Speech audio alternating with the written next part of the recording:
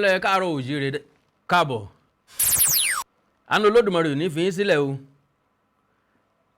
bó o ní ṣe lè dá sọ̀dẹ́dùn àkàndọ̀rọ̀ Awíkonko ló kọ́ mi Àjàó àró Awíkonko aṣọ lójú ọlọ́rọ̀ bọ́lọ́rọ̀ bá gbọ́ kí baba ńlá baba ọlọ́rọ̀ ó ṣe mo kí gbogbo ọmọ kóòtù òjíire bí pẹ́ káàbọ̀ pẹ́ tó kú dédé àkókò yìí bí náà bá tán lásọ ẹ̀jẹ̀ kì í tán lè kánná ṣe gbàgbé ọmọ táànà tí ó dẹjọ́ káwùkú lu ọmọ òun lálùpá ọ̀rọ̀ Ọ̀yọ́ la fẹ́ sọ ẹ ti mọ̀ torí adájọ́ mọ́tàsé asọ̀rọ̀ mọ́yẹ̀ bọ́ bá sọnù ẹjẹ́ gbìyànjú láti wá wọn nínú àwọn ètò bíi mélòó kan tí mo ṣe kọjá náà ni mo ti ṣèlérí wípé irọ́ kan wà tí Ọ̀yọ́ ń pín káàkiri irọ́ ọ̀hún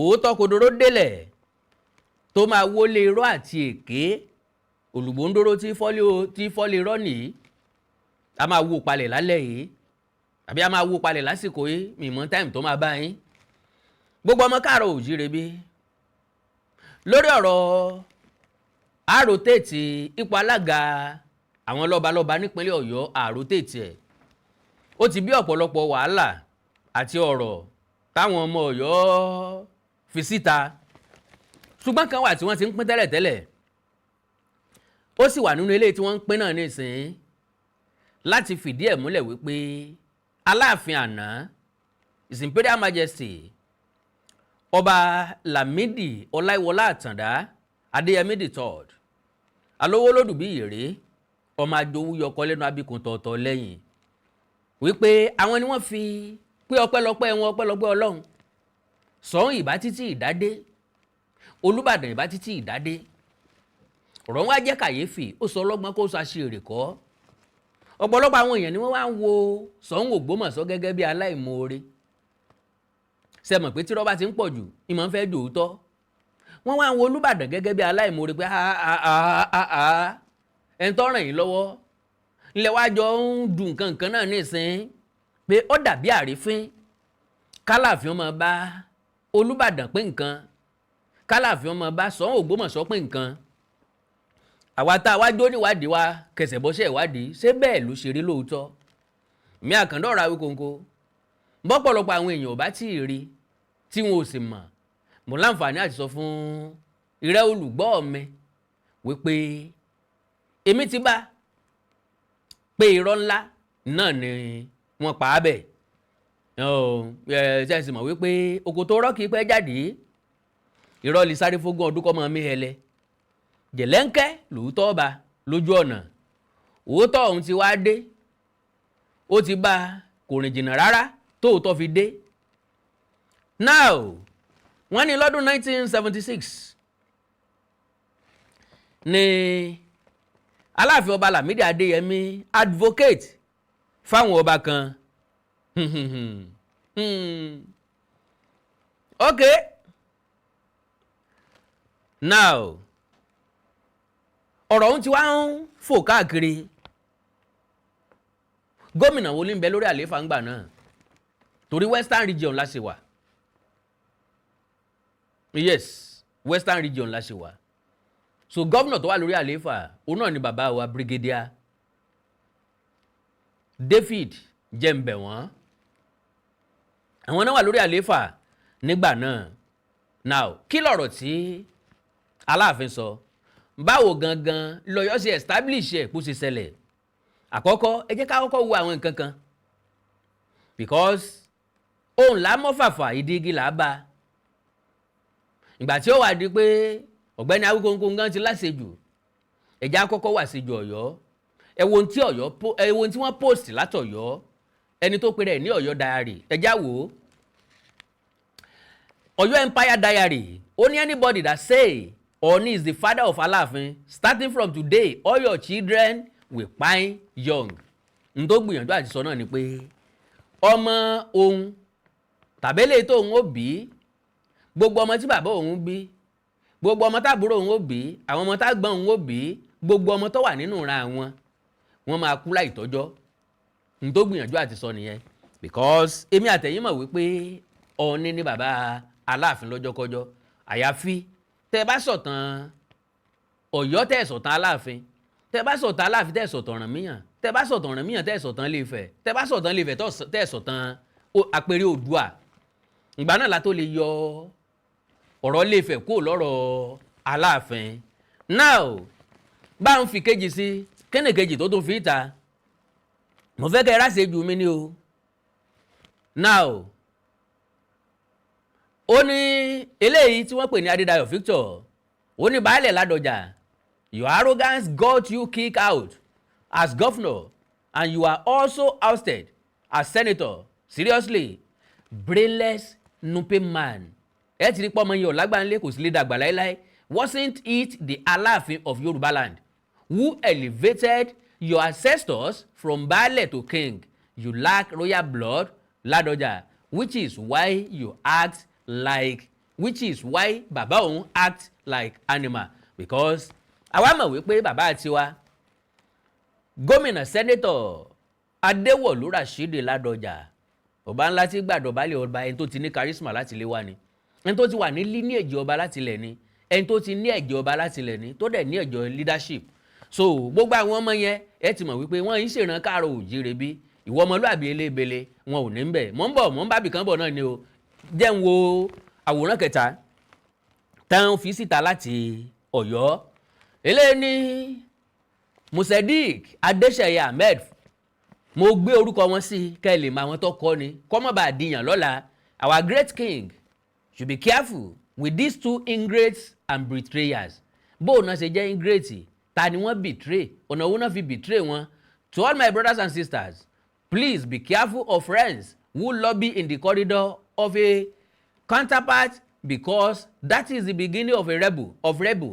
A great king that make sure they both got to an esteemed position of kingship doesn't deserve pin back with hypocrisy, not rebel. Now we know what is actually causing the rancor on switching chairmanship of Traditional Rulers Council in Oyo State, which has never happened in any other Yoruba state. When an outsider instigates you to rebel your master and friend, then you should know you are in for the worst. Aláàfin ò ṣe é rí fín. Now tálàfin ò bá ṣe é rí fín, does this portray a good Yoruba man? Ṣé nǹkan tí wọ́n kọ́ yẹn só fi wọ́n hàn gẹ́gẹ́ bí ọmọlúàbí tòótọ́? Só fi wọ́n hàn gẹ́gẹ́ bí ọmọ tí wọ́n bí léere tán kọ́ léere tán tọ́ léere tán wò ní léere? Àbó fi wọ́n hàn gẹ́gẹ́ bí ọmọ gànfẹ́ àkúkù bí sànsẹ́ ràdàràdà, ànùmọ́dárò ọmọ síbí oníke, ọmọ tí ò lẹ́bí, ọmọ tí ò níran, ọmọ tí ò ní okùn, tí ò fà wá láti ibì kankan. Mo nígbàgbọ́ wípé ẹ ti máa rí àṣejù Àkàndá ọ̀rọ̀ Awíkòǹkò. Ẹ gbọ́ nǹkan tán sọ mẹ́yẹn, wọ́n ní wọ́n dalẹ̀ ẹni tó sọ wọ́n di ọba, ẹni tó fi wọ́n jọba. Number one, ọba Lámídì Adéyẹmí kọ́ ni wọ́n jọ ń fa nǹkan lọ́wọ́ nísìnyí, Ọ̀wọ́ Adé ni. Now wọ́n ń sọ wípé ọba Lámídì Adéyẹmí ńlọ ẹ̀pù wọn. Jẹ́ wo picture kẹrin. Eléyìí tó pe rẹ̀ ní ìkànnì ọgbọ́n, ó ní for reference purposes and setting record straight, agbẹ́ wọn léyìn tán wọ́n fẹ́ máa fi buni jẹ. Aláàfin recommended the elevation of Baálẹ̀ Ìbàdàn to bedded crowned Ọba in year 1976. Argue with proof only. Mo fẹ́ argue pẹ̀lú proof only. Now jẹ́ n wo last picture. Eléyìí ni wọ́n ń pín káàkiri. Ṣé mọ̀ wípé ọ̀dọ̀bọ̀ yọ̀yọ̀ tọ̀hún ó ti ní kí n proof ẹ̀ pẹ̀lú ẹ̀rí. Mo á fẹ́ proof ẹ̀ fún pẹ̀lú ẹ̀rí. N tó wà nínú picture yìí tẹ́ bá wò dáadáa. Òun náà ni the old Oyo State Council of Obas and Chiefs unanimously passed the resolution, and the state government subsequently approved same in 1976. Wọ́n sọ wípé Aláàfin Adéyẹmí Lámídì ó pàṣẹ nǹkan across. N tí wọ́n sọ ń pa ẹ̀ ní old Oyo State. Wọ́n ní wọ́n pàṣẹ resolution, wọ́n pàṣẹ recommendation. And me will tell you categorically wípé personally ọba Lámídì Ọláìwọlá Adéyẹmí Àtàndá wọn ò sọ́pọ̀tì kí àwọn tó kù kí especially Olúbàdàn àti Ṣọ̀ún Ògbómọ̀ṣọ́ kan dádé. ẹja kọ́kọ́ délẹ̀ pẹ̀lẹ́lẹ́ iná ká kọ́kọ́ gbé òjé Ọ̀yọ́ ká kọ́kọ́ gbé jáde then ká tó wá kanta ẹ̀ because ọmọ yẹn sọ pé ẹni tó bá fẹ́ argue kó argue pẹ̀lú ẹ̀rí ọ̀yá. Now the Ọba who were granted the power of authority to wear bearded crown is recommended by Ọba Lámídì Ọláìwọlá Adéyẹmí III. Ọ̀yọ́ ló tẹ ilé o. Ọ̀yọ́ ló tẹ ilé o. Okay o. 1. The Olubadan of Ibadan Ọba Adébímpé 1976. The Ṣọ̀ún of Ògbómọ̀ṣọ́ Ọba Jímọ̀ Oyèwùmí Ajagungbadé 3 1976. Onítẹ̀dé of Dédé Ọba Olúkòkùn 1977. The Ọ̀kẹ̀rẹ̀ of Ṣakí Ọba Bímbọ́lá Oyèdòkun 1981. The Olúfẹ́ of Gbọ̀ngán now in Ọ̀ṣun State. Ẹ ti gbọ́ pé now in Ọ̀ṣun State. Ó túmọ̀ sí wípé kì í ṣe ìgbà tí wọ́n ṣe tíṣẹ̀lẹ̀ yìí ṣẹlẹ̀ ni wọ́n dọkumẹ́ǹtì ẹ̀ báyìí wọ́n ṣẹ̀ṣẹ̀ lọ print ẹ̀ jáde ni.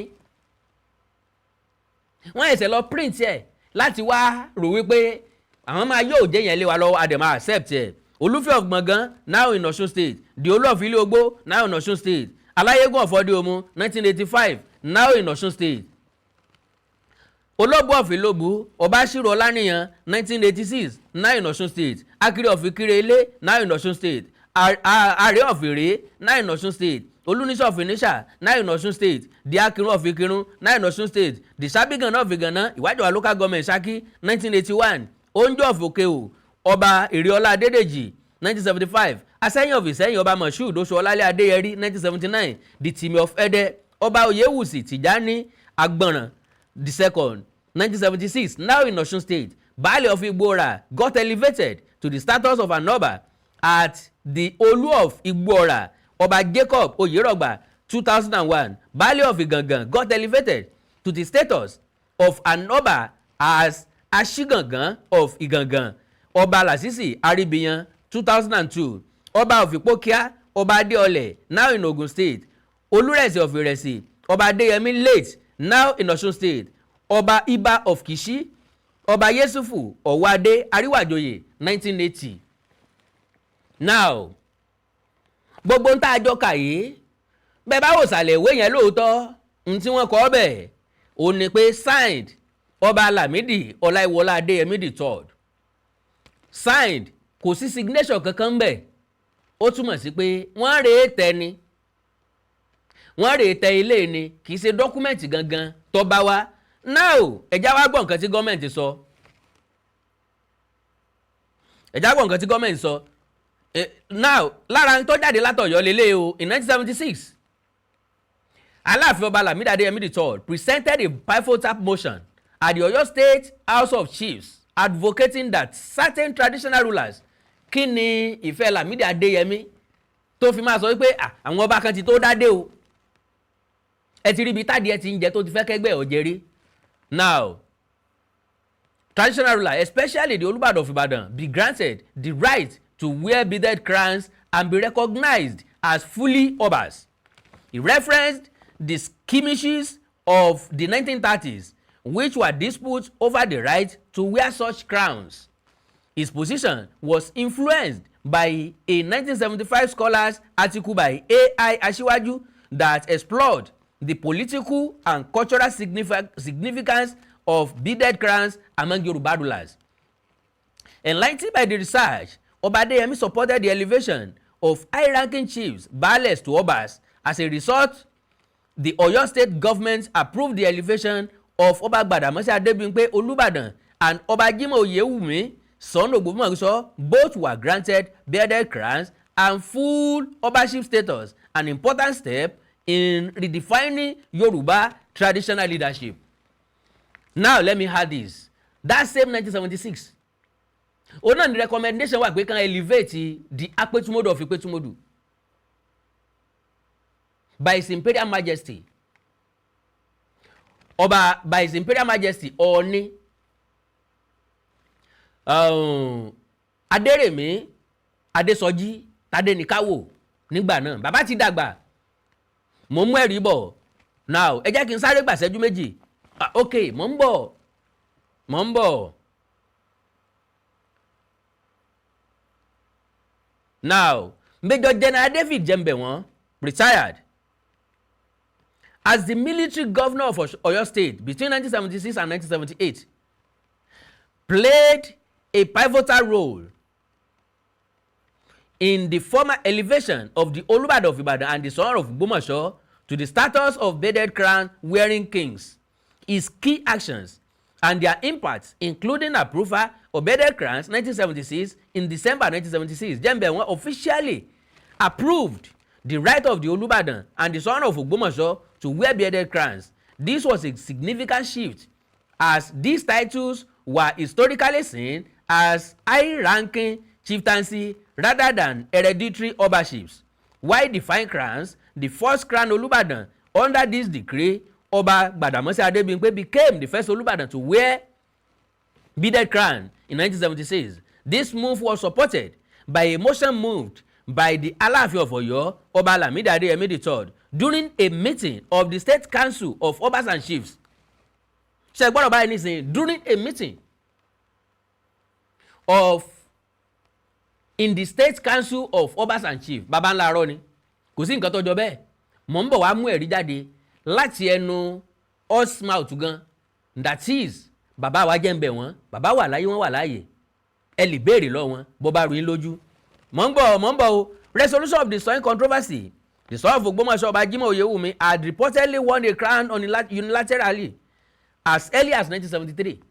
So Ogbomoso ti dádé láti 1973 ní tiẹ̀. Wọ́n fọwọ́ sí o, wọ́n fọwọ́ sí, kò sí nǹkan tó kàn án. Olúbàdàn náà wọ́n ti fẹ́ jẹ Olúbàdàn tiwọn náà. Wọn ò dúró de gọ́ọ̀mẹ̀ntì. Gómìnà ló ní kán ní sùúrù. Mò ń bọ̀. Ẹ farabalẹ̀ bí ìyàwó tó fọwọ́ ọbẹ̀ dájọ́. Mò ń mẹ́rìí bọ̀. So Jembewon 1976 approval formally regularized the status within the Oyo State traditional hierarchy, despite lingering debates regarding the authenticity of the crown compared to older Yoruba dynasties. State council reorganizations. During his tenure, Jembewon also decreed that the Ooni of Ife would be the permanent chairman of the Oyo State Council of Obas and Chiefs, with the Aláàfin of Ọ̀yọ́ as the permanent deputy chairman.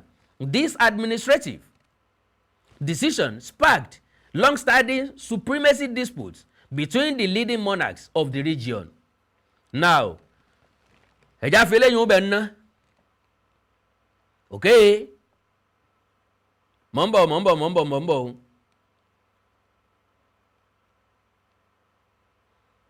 Okay.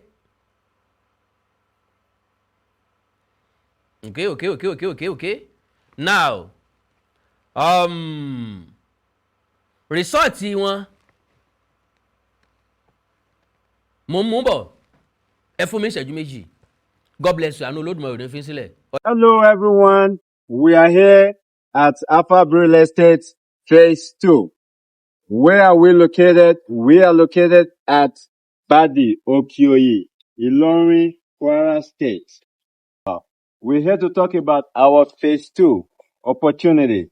Now, the price is still 500,000 per plot. That's the price. We primarily do business here in this region.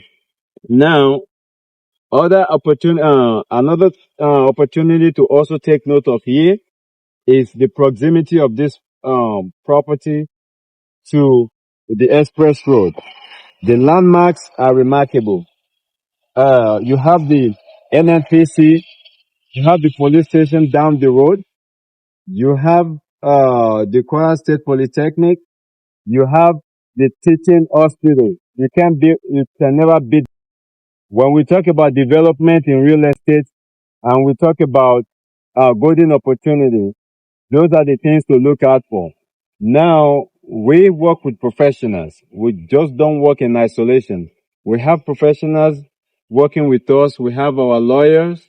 We have the surveyors. We have the engineer. And we have our awesome management team in place that they are ready to walk you through the process. If you are ever in need of any, try to reach us, contact us, 081 6899 4168. That's the WhatsApp contact. We also have our email, alphabands@gmail.com. Thank you very much. Now we're going to move to phase 3. Thank you.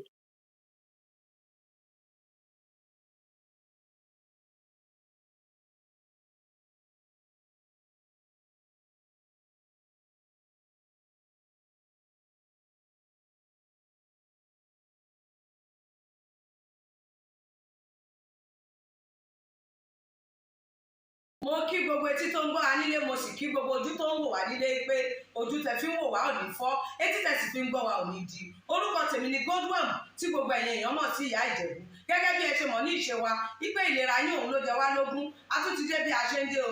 Gbogbo ẹ̀yin tí ẹ ní ìṣòro tó jẹ́ pé ọkùnrin tó dàbí obìnrin nínú ilé, ọkùnrin tí ò lè ṣojúṣe ẹ̀ pẹ̀lú ìyàwó ẹ̀, ẹ kàn sí iléeṣẹ́ Godwin. Ẹ̀yin tó jẹ́ pé pépà lẹ máa ń kà lálálẹ́, ẹ má ka pépà mọ́, ẹ kàn sí wa. A ní pákéjì oríṣiríṣi fún yín. A ní 3-in-1, a ní 2-in-1 fẹ́yìn ọkùnrin tó lè jẹ́ tó máa jẹ́ kẹ́ ṣe bó ṣe yẹ kẹ́ ṣe. Bákan náà ni ìṣòro tí a ń pè ní arthritis. Arthritis yìí ó ń ṣọkùnrin, ó ń ṣobìnrin. Orúnkún ríro, ìbàdí ríro, ọrùn ẹsẹ̀ ríro. Ẹlòmíì ó lè jẹ́ osteoarthritis lónìí, ẹlòmíì rheumatoid arthritis, ẹlòmíì ìdẹ̀rẹ̀ kò ní lè bẹ̀rẹ̀ mú nǹkan lẹ̀, ẹlòmíì ò lè bẹ̀rẹ̀ kírun. Ó ṣeé ṣe kó jẹ́ sciatica ni, ó ṣeé ṣe kó jẹ́ lumbar spondylosis ni, ẹlòmíì ìdẹ̀rẹ̀ arthritis ni. Tó bá ti di pé ìbàdí ń ro ẹ́ ò lè bẹ̀rẹ̀, ẹlòmíì orúnkún ríro, ẹlòmíì ẹsẹ̀ á máa gbóná, ẹlòmíì àpapọ̀ rẹ̀ á máa gbóná, ẹlòmíì ẹsẹ̀ á máa gbọ̀n, ẹlòmíì ara á máa tá, orí á máa tá, àpapọ̀ ara á máa tá. Ẹ kàn sí iléeṣẹ́ Godwin Ìyá Ìjẹ̀bú. Ẹlòmíì ò lè fojú ọwọ́ ẹ̀ báyìí, gbogbo ọwọ́ á máa ró. Gbogbo ẹ̀yin tẹ́ tí ń lò náà ẹ máa jẹ́rìí sí. Ẹ kàn sí iléeṣẹ́ Godwin Ìyá Ìjẹ̀bú. Bákan náà ni àwọn èèyàn tó ń tọ̀ ìtọ̀ àtọ̀jù. Ìtọ̀ àtọ̀jù yìí ó ṣeé ṣe kó jẹ́ pé prostate enlargement ni. Fún ẹ̀yin ọkùnrin tẹ́ ti lé lọ́mọ 40 ọdún, tẹ́ bá ní prostate enlargement, ẹ lè máa tọ̀ léraléra. Ẹlòmíì ò ní rí tọ̀tọ̀ rárá. Ẹlòmíì ìdẹ̀rẹ̀ tó bá fẹ́ tọ̀ á máa ní ìrora. Ẹlòmíì ìdẹ̀rẹ̀ kó tó débi tó máa tọ̀ sí ìtọ̀ yìí ti máa jábọ́. Ṣùgbọ́n obìnrin ní a máa tọ̀ léraléra, kó tó débi tó máa tọ̀ sí ìtọ̀ yìí á ti máa jábọ́. Ó ṣeé ṣe kó jẹ́ weakness of bladder làwọn ní, àbí kó jẹ́ infection, àbí kó jẹ́ diabetes insipidus tí a mọ̀ sí àtọ̀gbẹ. Ìyẹn náà lè fà á ká máa tọ̀ púpọ̀ jù. Ẹ kàn sí iléeṣẹ́ Godwin Ìyá Ìjẹ̀bú.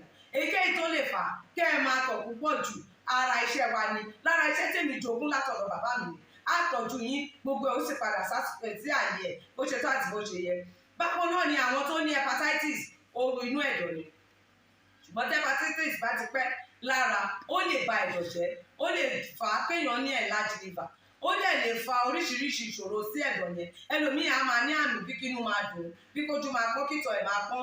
Ẹlòmíì dẹ̀ kò ní rámì rárá, bóyá lọ ṣàyẹ̀wò wá kàn sọ fún pé ó wà positive, ẹ kàn sí wa. Ẹlòmíì ìdẹ̀rẹ̀ ó lè jẹ́ liver cirrhosis lòun ní, èyíkéyìí tí ẹ ó ìbàjẹ́, ẹ kàn sí iléeṣẹ́ Godwin Ìyá Ìjẹ̀bú. Bí mo ṣe sọ̀rọ̀ ẹ̀yin tẹ́ ní prostate, ó jẹ́ prostate enlargement ni, ó jẹ́ prostate cancer ni, ẹ kàn sí wa. Pẹ̀lú ògo Ọlọ́run ẹ ní rí bákan náà mọ́.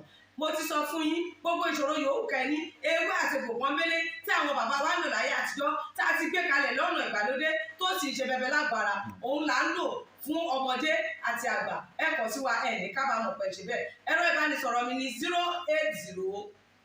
330 34777 080 330 34777. Ẹ bá wà l'Amẹ́ríkà, kẹ́ ẹ wà ní Spain, kẹ́ ẹ wà ní UK, ibikíbi tí ẹ bá wà, ó jẹ́ Canada ni, ó lè jẹ́ Port Harcourt ni, ó jẹ́ Abuja ni, ibikíbi tí ẹ bá wà, ẹ kàn sí iléeṣẹ́ Godwin Ìyá Ìjẹ̀bú. Ẹ bá mi sọ̀rọ̀ lórí WhatsApp, ẹ lè pè mí, ẹ lè fi voice note lẹ̀, ẹ lè fi message lẹ̀ lórí WhatsApp, máa dá yín lóhùn bó ṣe tó àti bó ṣe yẹ. Gbogbo ibi tí ẹ bá wà lè gbòógì wá máa dé, ẹ sì ní kábàámọ̀ pé ẹ kàn sí iléeṣẹ́ Godwin Ìyá Ìjẹ̀bú. Ẹlòmíì àpapọ̀ ara ẹ̀ á máa kú. Kí ló fà tápapọ̀ ara fi ń kú? Ẹ kàn sí wa, ẹ máa mọ̀. Ẹlòmíì ọrùn àdédé máa stiff, ẹlòmíì àyà ló máa dùn, ẹlòmíì ẹ̀gbẹ́ ló máa dùn, ẹlòmíì á máa wúkọ́, ó lè wúkọ́ kókó ti wà lẹ́nu ẹ̀ tipẹ́tipẹ́ tí ò sì ní lọ. Ẹlòmíì ìdẹ̀rẹ̀ ó máa ní ìṣòro àti breathe in oxygen, breathe out carbon dioxide. Àwa máa ní ìṣòro, a máa ní kàtà gbogbo ìgbà. Kí ló fà á? Ó ṣeé ṣe kó jẹ́ asthma ni, ó ṣeé ṣe kó jẹ́ bronchitis, ó dẹ̀ ṣeé ṣe kó jẹ́ pneumonia cough ìwọ ní. Tó bá ti kàn sí wa, èyí tó bá jẹ́ nú ẹ̀ ló máa determine irú egbògi tá a lè kẹ́ra láti lè ṣe wa. Ẹ ṣe mọ̀, mo ti sọ fún yín o, ẹ̀rọ ìbánisọ̀rọ̀ wa 080 330-34-777. Iléeṣẹ́ Godwin last bus stop yín ni pẹ̀lú agbára Ọlọ́run. Remember, if it is not Godwin, it can never be like Godwin. I used to tell you, health is something to be treasured. Ire o. Ẹ káàbọ̀ padà. Now, approval látọ̀dọ̀ gọ́ọ̀mẹ̀ntì lélẹ́yìí. Gbogbo tí mo kà á lẹ̀ omi rí pé rí orúkọ Aláàfin bẹ̀ pé Aláàfin ló dá initiate ẹ̀. Àwọn ọba kan ti ń bínú, àwọn ìlú kan ti ń bínú pé ọba àwọn ti tó gbadé. Kí gọ́ọ̀mẹ̀ntì bàbá wa jẹ́ ń bẹ̀ wọ́n tó dé. Ṣùgbọ́n tí wọn ò rí yanjú, ẹ mọ́ ti jẹ́ ìyà síbẹ̀. Now, èsì látọ̀dọ̀ gọ́ọ̀mẹ̀ntì lélẹ́yìí.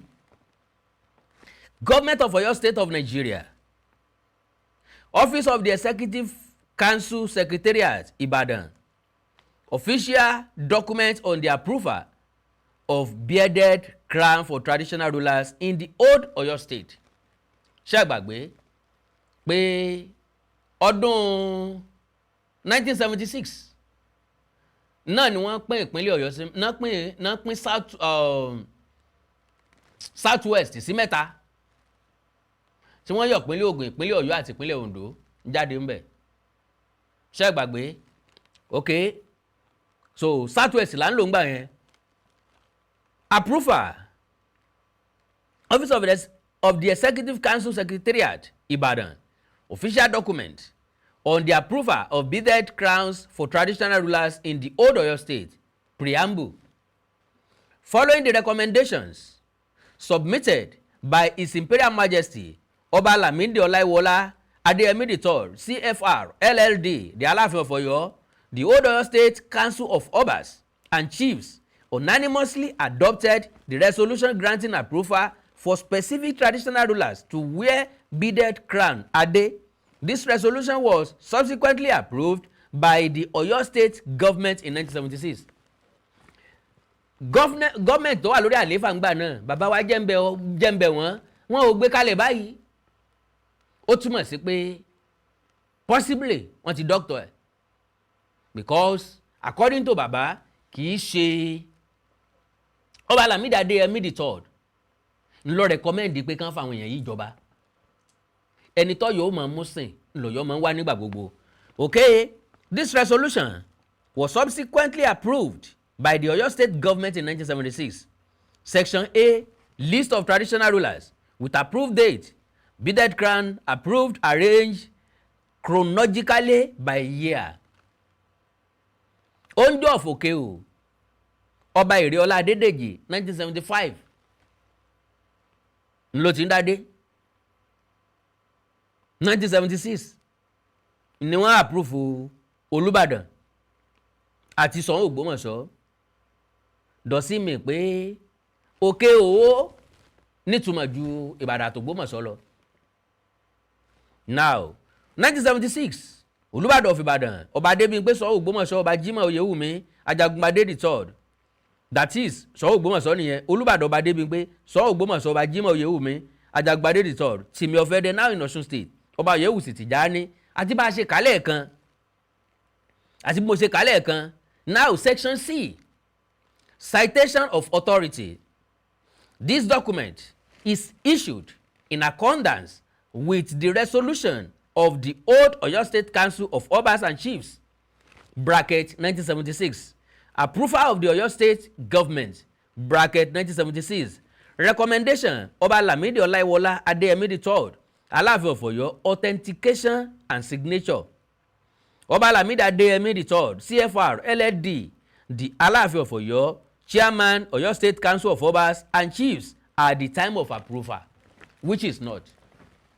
Torí pé bàbá wa Adésọjí Adérèmí Tadéníkáwò Ọọ̀ni tilẹ̀ Ifẹ̀ ni permanent chairman Council of Obas and Chiefs in Oyo State, in Old Oyo State nígbà yẹn.